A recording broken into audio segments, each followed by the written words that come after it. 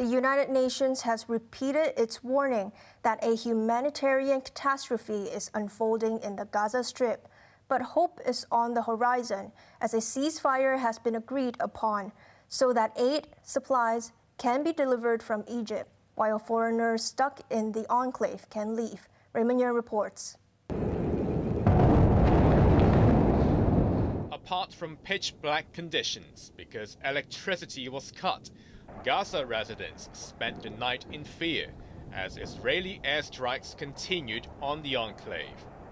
The Israeli military said it has so far eliminated around 250 military targets across Gaza. After more than a week of air raids, all signs are suggesting that the ground operation could begin any time. Thousands of troops, tanks and weaponry are now lined up along the border fence with Gaza.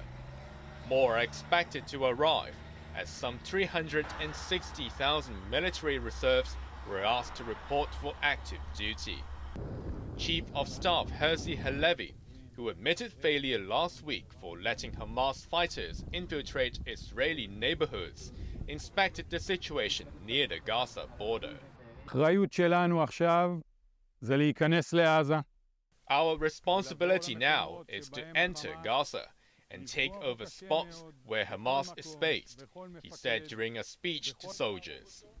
We need to hit every commander and combatant and destroy the infrastructure. But even before their arrival, large parts of Gaza are already in ruins. And instead of Hamas, most casualties were civilians whose homes were bombed without prior warning. Those who survived the attacks are not really better off as they scramble to find food and water.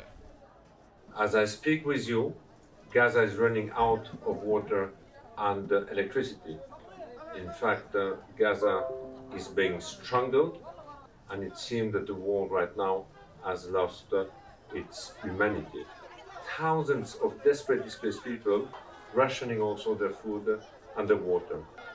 In fact, an unprecedented humanitarian catastrophe is unfolding under our eyes.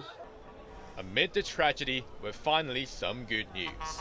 Oil tankers and trucks carrying food and aid supplies were seen entering from Egypt through the Rafah border crossing this morning, local time. The fuel will be pivotal to keep generators running at hospitals. Foreigners were also allowed to leave Gaza as the crossing reopened following negotiations between the United States, Israel, and Egypt. Raymond Yang, HKIBC.